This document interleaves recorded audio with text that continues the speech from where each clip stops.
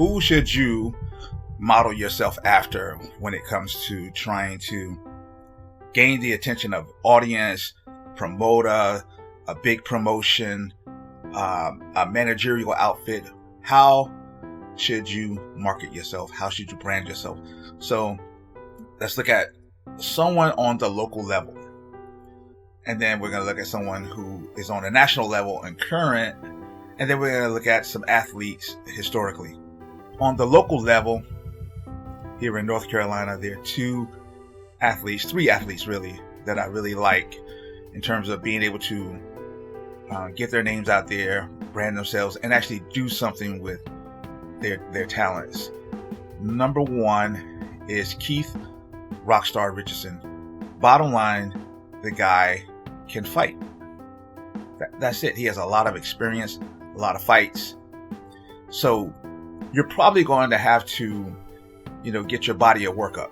That's going to be one of the most important things you need to do in terms of modeling Keith Rockstar Richardson.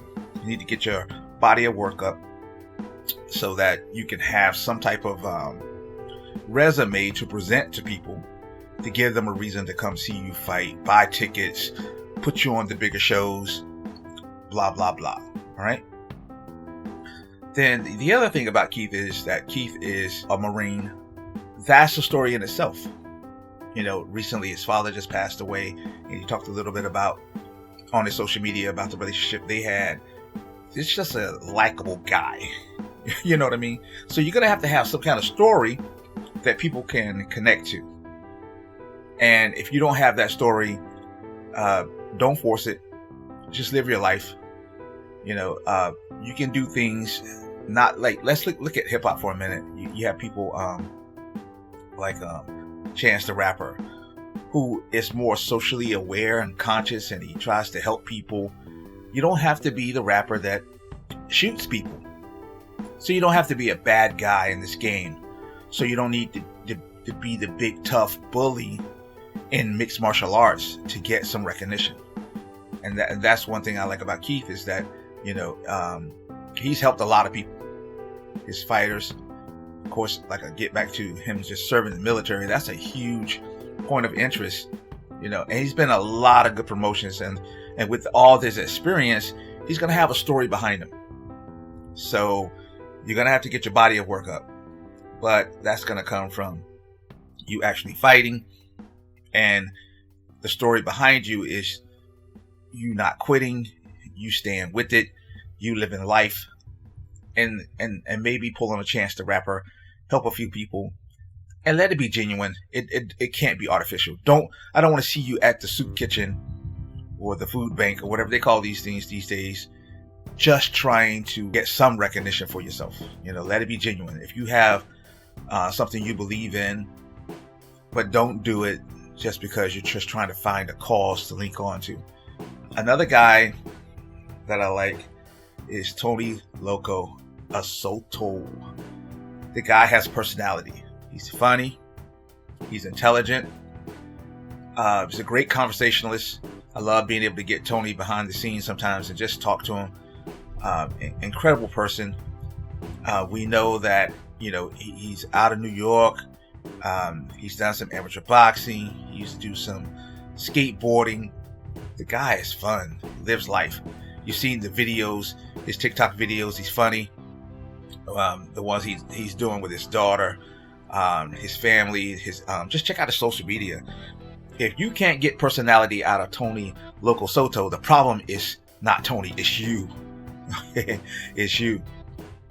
And another guy on the local level that I like definitely is Bryan Battle. Not because he's in the UFC, not because he won Ultimate Fighter, because he hasn't changed from the first time that I met him. One of my first interviews with anybody was with Bryan Battle. Some of my earliest articles I ever wrote was about Bryan Battle because he's a real person. He's a real human being, and he cares, and he doesn't like it when people take him for granted. I still remember that one show where he yells out, I love it. He's got great personality, great energy. And I think these three guys are great in terms of being examples that you look at here in North Carolina on the local level. You say, I need to kind of borrow some some of their energy, some of their swag. You need to figure out what's going on here. And the thing about the body of work, about winning, man, you got to get in the gym. There's nothing that's going to substitute you winning or performing at a high level. Win, lose, or draw, you still need to perform at a high level. Think about pro wrestling for a minute. Some of the best matches you've ever seen are where there was a twist, where you thought this guy was going to win, but it was the way he lost that made it special. And that when you think about that match, when it was all said and done, it couldn't have been done any other way. It had to be like that. It had to be just so unique that it becomes part of history, that it's legendary. So, yeah, you can have some fights, and you're not going to win all of them, but that fight still needs to be legendary. That requires you being in the gym, training, maintaining your skills, being a student of the game. I mean, think about Mike Tyson being loved the way he is today, to the point where he's still making millions of dollars just to do exhibition fights. Just a beloved person, has the skills, has the talent, has the body of work behind him. That's what you're going to need. You're going to need that story behind you. So live life, and not just live life, live a fight life. Be involved in the game. Help your teammates, because the more body of work that you have, it's going to help elevate your brand. Because you don't want to be known as that selfish guy. Okay, so let's talk about currently. 2 guys you need to pay attention to that are disrupting the industry. I don't need to talk about them a lot because their body of work speaks for itself. Francis Ngannou and Jake Paul. I mention them both because we know Jake Paul has signed with PFL, or the indications are that Francis Ngannou is going to sign with PFL. Let me tell you, that is huge. It's going to disrupt the industry because, one, it's going to put PFL on the map in a casual way, where more casual fans are going to see this product. I think they have a good following. Don't get me wrong, they have a good following, but when you really think about it, the UFC is still the biggest out there. You can make an argument about Bellator and ONE FC following them. PFL is that baby brother, and by signing these big names, I think they attracted a lot of guys with those big paydays of the $1 million tournaments. But let me tell you why this is different. These guys are coming in on top of their game. A lot of the other guys who come in on top of their game didn't have a name, and they had to make it for themselves. Or they were, if you look at what Bellator did a lot, they brought in guys after the fact, after they were champion. You're bringing in Francis Ngannou, which would be such a smart move if they could get him. You're bringing in Francis Ngannou while he's being stripped of the UFC heavyweight title. He's the most legitimate champion you're going to have coming into your organization. Not grassroots, but coming into your organization. And Jake Paul coming off his wins, coming into your organization, given both of them bring some level of credibility and interest and curiosity. And everybody on the roster is going to want to fight these guys, regardless of how dangerous they view these guys. They're going to want to fight them, because all those things I just got talking about that Keith Rockstar Richardson does on the local level, Tony Loco and Brian Battle does on the local level, these guys do it on the national level. They have a body of work, right? And Jake Paul, he created his interest and story from the internet. And Francis Ngannou's story is how he, left one country, went to another, was sleeping in the gym, and became heavyweight champion of the world. And as far as fighting goes, that takes care of itself because they win. That's the most important thing. They win. And if they don't win, they know how to perform well. As far as personality goes, Ngannou isn't that braggadocious type personality, but what I like that he did was speak up for himself, talk about renegotiating his contract, talk about moving on when he left his old trainers. He has this sincere approach to the game, really nice guy, but he seems like he's got a good head on his shoulders. And it's a little bit of a contrast when we think of big heavyweight fighters, Ngannou's just a little bit different. And you kind of go, I like this guy. And you realize that in this big hulking body, his personality is laid back and relaxed. And it's very attractive. And Jake Paul, again, coming from the YouTube world, he's got a little bit of youthfulness in him. And so you let him have that youthful attitude, that youthful expression, saying that he can do this and he can do that. Why not? Let him try it.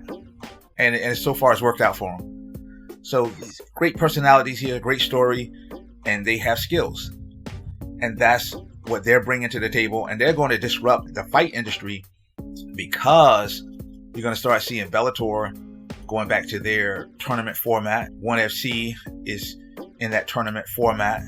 PFL, of course, in the tournament format. You're going to see UFC have to do something. It's going to disrupt the game. And also because these guys are able to, in their association with one organization and walk into another, you're going to see organizations tighten down a little bit better or pay a little bit better to keep their guys. You're going to see a disruption. You're going to see a change up coming because of Jake Paul and Francis Ngannou. And also pay attention to the fact that now you see these promotions starting to learn how to make rights deals. Look at what ONE FC did and got their product on Amazon. So you're going to start seeing these other guys say, you know what, how can I do that locally? Right now in the fight game locally, I can tell you that several of the local promotions have gone back to using pay-per-view links to sell their fights. And part of that is because COVID said stay inside. And so people have this habit now. They develop this habit where they're going to stay on the inside. But they still want to see fights. They still want to enjoy them. So you're going to see that model come back, that business model work. So look for the next, I'm going to say 4 years where that's going to pick up. It's already here. But this was like 2022 was kind of like a swing year where you kind of see it like it overlapped from what the last era was. You're going to see that in the next 4 years, it's going to be strong. You're going to see the pay-per-view model come back heavy. You're going to see streaming services for the local people. You're going to see more Patreons and personal accounts. They're not going to be giving them away as much for free anymore. So the industry is going to change. But because they have this money coming back into the game, if they're smart, they're going to pay their athletes very well. So historically, there's one fighter that always comes to my mind when it comes to knowing how to market and brand himself. And that was Randy Couture, 5-time UFC champion. The reason Randy Couture always comes to my mind is because he reinvented himself. When he was in the UFC and he left the UFC, he came back, he won the belt. He's changed weight classes. He won belts on multiple occasions. The secret to Randy Couture is this level of consistency. Reinvent himself and come back stronger than ever. One of the keys is being able to stay not on top of your game, but on top of your branding game. In other words, you don't have to win. You don't have to be in the biggest fights, but you always want to stay within that top 10 ranking. You always want to be in the conversation.